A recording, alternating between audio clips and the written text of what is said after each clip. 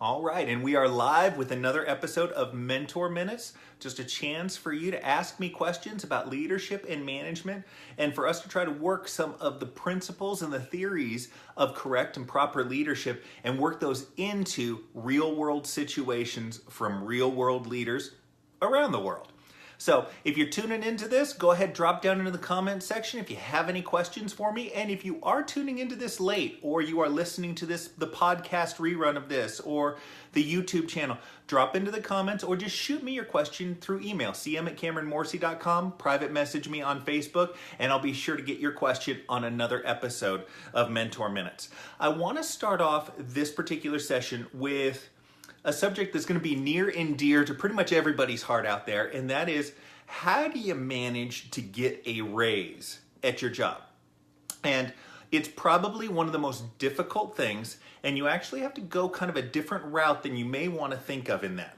So if you want to just straight up ask for a raise, one of the most important things to have is numbers and figures to back yourself up. Why is your performance so outstanding and so above expectations that you deserve a raise or more compensation for it? That's what you have to go to with your boss. That's what you have to arm them with. Now, what I tell everybody is asking for a raise is almost always pointless. I don't want to say always. I want to say maybe 5% of the time you have a chance at it. I've rarely seen it work out. And I've been the leader who's gone to bat for an employee who I thought was exceptional. And even my feedback as their leader and wishing that they had a raise didn't help in this particular case. So if you're looking to get a raise, what I tell everybody is don't necessarily ask for it up front, because that rarely works for you and it actually almost creates negative morale. I hate to put it that way, but it's very real.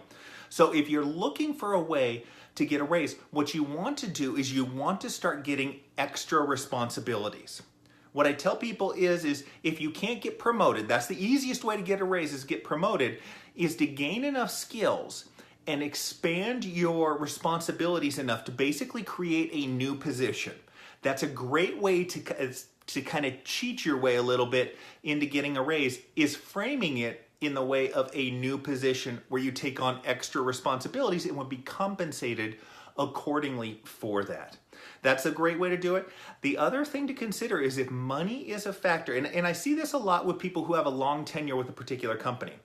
One of the big failings of that is that as you move up the ladder, big companies tend to have restrictions on the raises that you can get. So regardless of the fact, let's say you moved from a supervisor to a vice president, a lot of companies have restrictions where you could only get a 15% raise, for instance. I've run into that myself.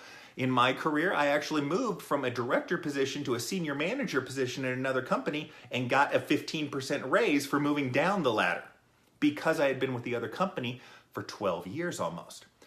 So if money is a factor, and don't get me wrong, gaining experience, gaining responsibilities, adding to your tool chest as a leader and as an employee should be your first priority, because that's what pays off in the long term. But when money becomes a factor and it's a reality, you may need to look to jump ship. You may need to look at what your options are out there with competitors, with other companies. And you may find that you can be compensated much, much better in other environments than you can in your current environment. I know that's not necessarily the advice that you want to hear. It would be ideal to be able to stay. But if you've asked for a raise, if you have pitched an alternate position with more responsibility and you get shut down in both of those cases, if money is a motivator, and again, we're just talking reality here, then you owe it to yourself to look elsewhere. A lot of times when you see people that actually received raises in their current position, it is because it was a counter offer to something that they got outside or something that they were pitched. And that can be the case in many cases.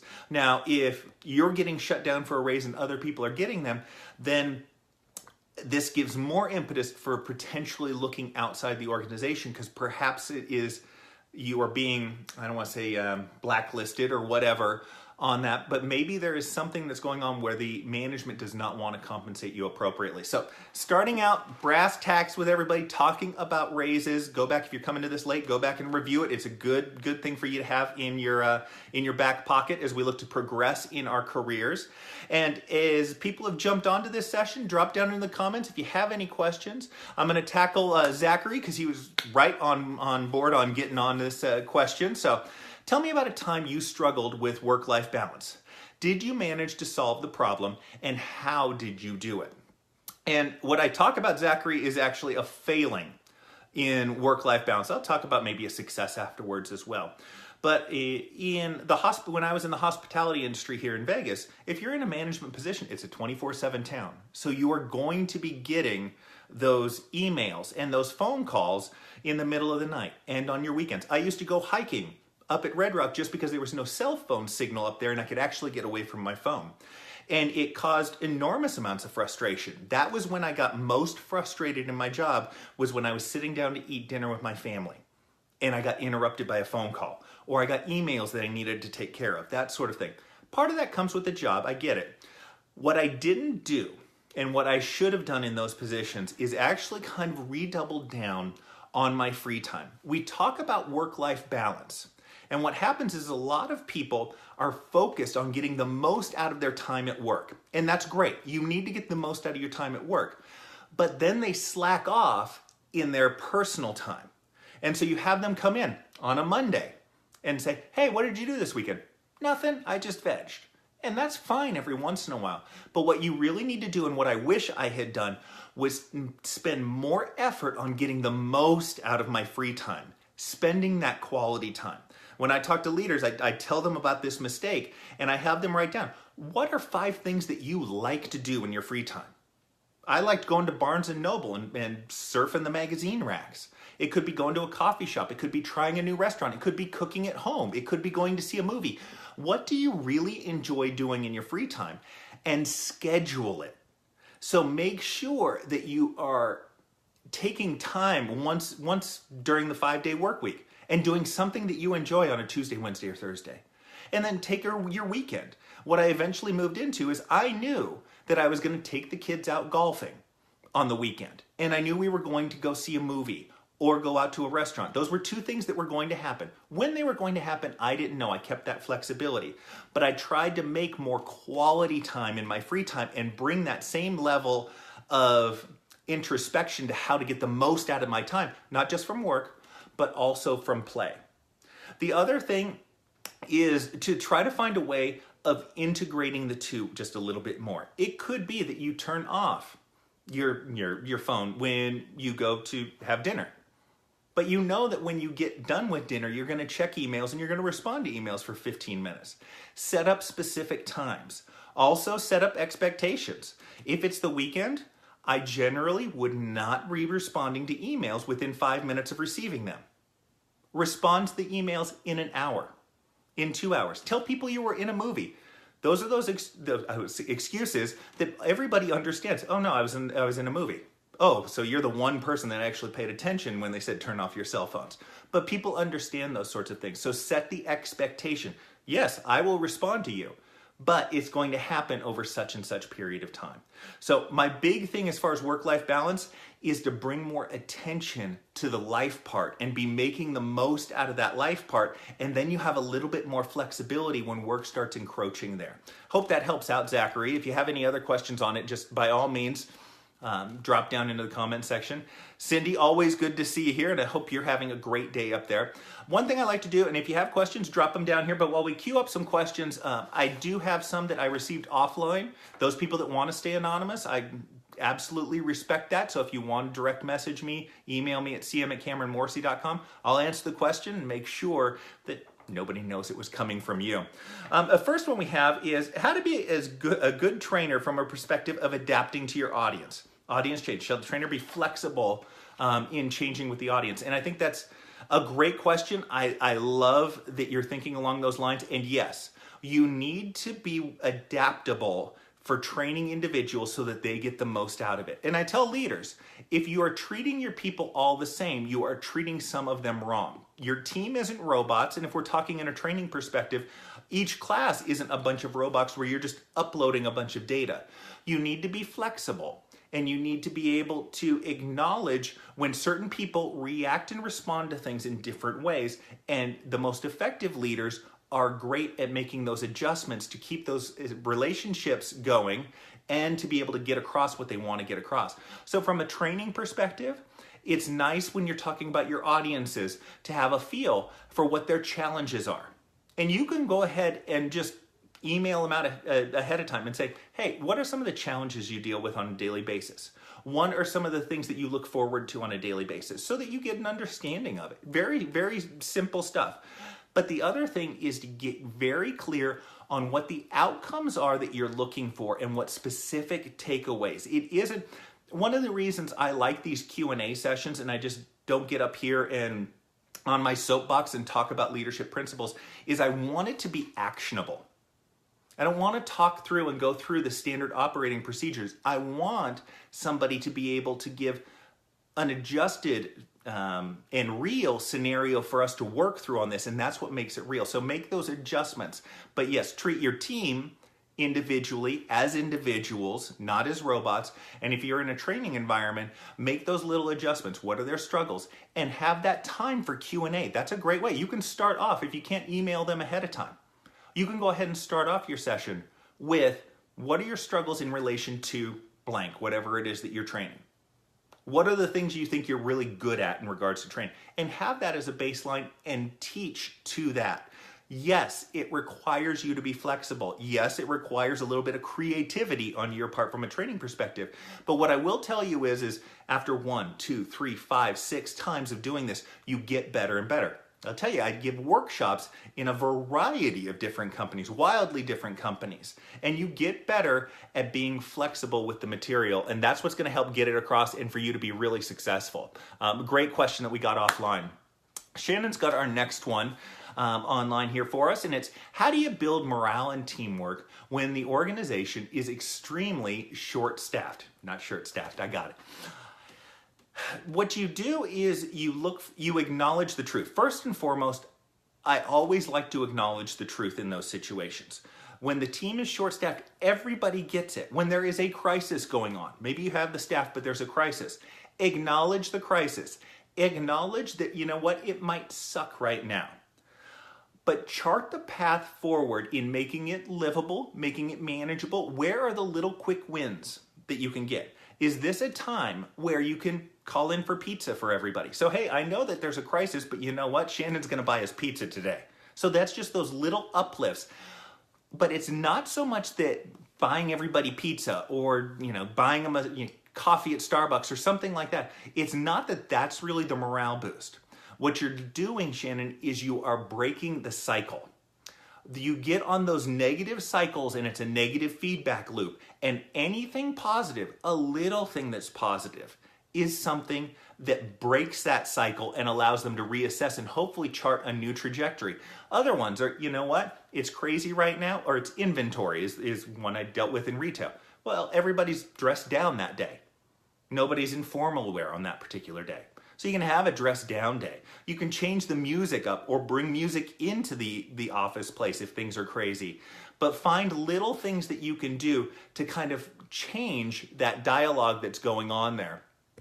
The other thing that you would like to do, and I can't pause there because this one is difficult for different reasons in different organizations, is to chart the path forward. So it's tough right now. When is everybody going to be out of this mess?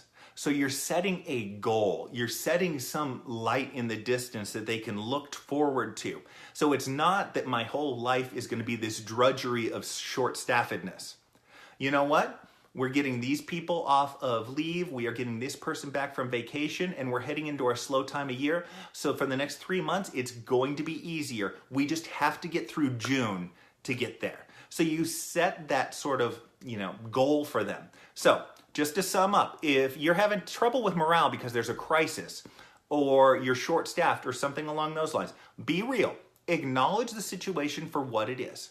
Try to break the cycle with little things. It'd be great if there were big things, but break the cycle with little things. And if you can't come up with anything, ask your team, hey, what would you like me to do to make work a little bit more fun while we're going through this short staff period? Ask your team. So that's the second thing. And the third thing is try to chart that path forward so they know when the tough times are going to end or when you think they're going to end or they're at least going to get some sort of break. Hope that helps you out there. Great question. Sandra has the next one, and that's, How do you deal with a boss who always puts a colleague first? Whenever this person demands her attention, she drops everything for this person. Even walking away from others she is in conversation with to deal with whatever issue has arisen with this person. So the first thing is I would do a little bit of psychoanalysis if you can. Why? That's the big question. Before you know how to deal with somebody, you need to know some more information. Why is there a possibility that your boss is dropping everything for this person? It can be that this person is the child of the owner of the company. That's a common one. Some sort of chosen one from a vice president. That's another one. The other thing is this person could just have a personality fit with your boss. But what is that personality? And how can you emulate it? We talked before about adjusting how you approach your employees and your trainees and adjusting for their likes, their dislikes, their personalities so that you can get your message across. The same thing goes for your boss. This doesn't mean that you're being disingenuous. This means that you are acknowledging their personality, their likes and dislikes, and you are adjusting to that. This is not, you can take it too far and it can be kind of a kiss-up maneuver. But what is it exactly that is drawing your boss to this person? Try to have that conversation with yourself as to what that is. And then what you do is you simply try to emulate some of those behaviors. The other way to do this is to be a resource for your boss. It's one of the big failings that everybody makes in their relationship to their leaders, is they look for their leaders to be providing them with things, and it isn't as reciprocal as it should be. So ask your boss, pop into their office one day and say, hey, just ask, is there anything you need me to take off your plate or anything that I can help you with? Look to be more of a resource. That's a great way to get heard if you have ideas, because the boss is going to be more apt to give you their time if they're getting something in return. So try to find out why it is that this person gets the attention and your boss drops everything, personality, status in the company, being the chosen one, whatever that happens to be, and look to see where you might be able to emulate that. But the second big thing is look to be a resource. Your boss will always have time for you if you generally make their life easier when they're done talking to you. So try to find ways. And if you want something, ask for it. So just ask your boss, is there anything that I can help you with? Anything that's on your plate that you need help with, or something I can take off of it that you don't want to deal with? Those are those things that you can do. Ask them once, and it goes back to something that's kind of a theme here, and that is that persistence. Ask them once, a couple weeks later, ask them again, a couple weeks after that, ask them again. So you're not pestering them, but you're being persistent. And oftentimes it takes that third or fourth try before they realize, okay, you know what, Cameron's going to keep asking me this. I better just throw him a bone. And so do that and be persistent. And hopefully that kind of switches that relationship around just a little bit. What you're looking to do is just kind of turn that around a little bit so that you become a little bit more of one of those people that your boss is willing to drop everything for and go talk every time you say anything. Zachary asked a question, how do you get others to accept your ideas? How do you motivate your team? And Zachary, I'm going to go ahead and take away the first question, or the first topic I was going to deal with tomorrow to address this, because I was just listening to a podcast, Sam Harris and Thomas Pinker. We're talking through a bunch of things on opposing views. And the question was asked, how do you get people to accept your views? Or how do you open a dialogue with people? And that's the key to getting them to accept their views. One of the great ways to get people to listen to your views is to restate their view on the particular issue in a way that they would accept. So make sure that you're clear on where their stand is on it. The other thing that you can do is you can have them reiterate where their stand is, and you can see whether they actually know what the heck they're talking about in the first place.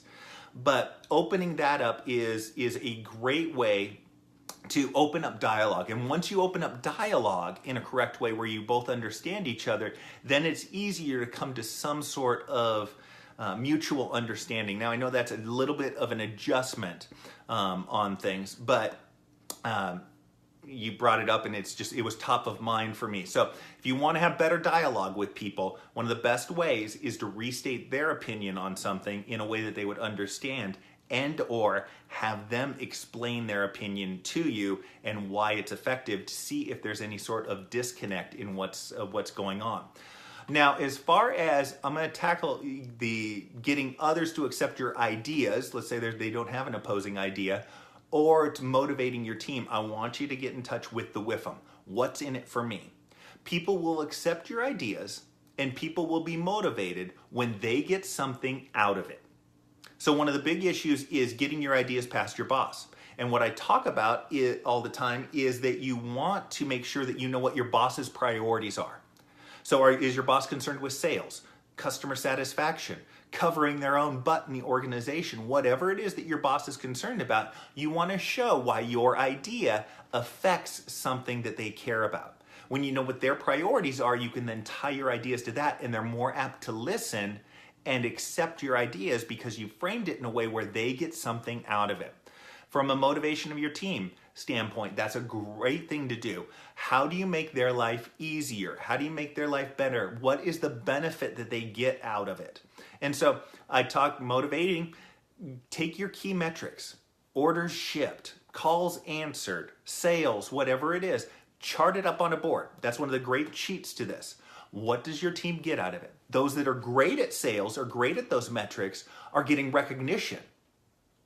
Those that aren't so good are getting the motivation to be better so that they don't have that non-recognition. And hey, sometimes you need to use employee numbers or code names or whatever else depending on your organization and how they handle it. But that's one of my tried and true best ways of doing it.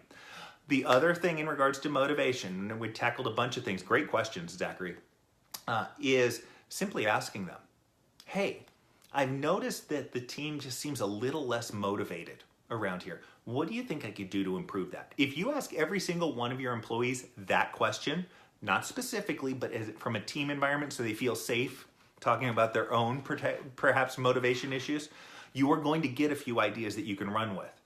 And then you run with those and then ask the same question again 3 or 4 weeks later. When people know that you took feedback and took action on it, they will give you more feedback. And your employees have the answers to almost all of your questions, your problems, and your struggles. So engage them in that. Hope this was all helpful. I know that was a little wide-ranging there, Zachary, but I appreciate the question. Jonathan Marlin, so good to see you here. Next one is from Liz, and it's how do you manage a situation when there is a decision, complete unpredictability imposed on the team? I'm just trying to reread this, Liz, so I can kind of tackle it. One of the keys when you're facing change, and you're facing, I want to say, the unknown, so completely unpredictable, what you want to do is you want to have a bias for action. Okay, so the decision came down that we are not going to have any vacation time over the summer because of a new product rollout, for instance, something along those lines. Okay, what are the actions that we can take? Well, as leaders, now you have to explain it to your team. So I'm calling a team meeting. This is the agenda. You get yourself in action mode. What that does is that takes away any of the wallowing in it. Don't get me wrong, it's even when these decisions aren't fun. But get focused on action. That gets you looking forward, not backward. You don't get stuck in the present nearly as much. And so when decisions come down and when things are unpredictable, take a second to think, but what is the action that you can take? And that gets you moving forward and away from some of the negativity with it. I hope that helps, Liz. But if not, again, drop down into the comments, clarify it, and we'll go ahead and get that squared away. This person is needy. Oh, yeah, I do not want to emulate. Oops, sorry, reading yours, Sandra, here. And kind of bouncing back. How do you deal with a boss who always puts colleagues first? Yeah. So that if the person is needy, it's funny. That was the latest blog post today was in regards to dealing with needy employees. So pop over to the Facebook page, get the link, hit my blog post, the website, and you can kind of see some of it there. So you don't want to emulate this person. So in that case, I would tackle going to be a resource if you want to get the attention of your boss just a little bit more. And this other person could actually create some opportunities where you could probably help your boss with that other person. Unfortunately, your boss is trapped in that mindset of helping this other person, and it's probably worked its way slowly but surely to this point that it's pretty toxic, quite frankly, so that might cause the break here at some point, but look to be a resource. Great follow-up. Thanks for that, Sandra. Pamela has the next one for us is, what are the best methods to handle a staff member who is disgruntled about not receiving a promotional position?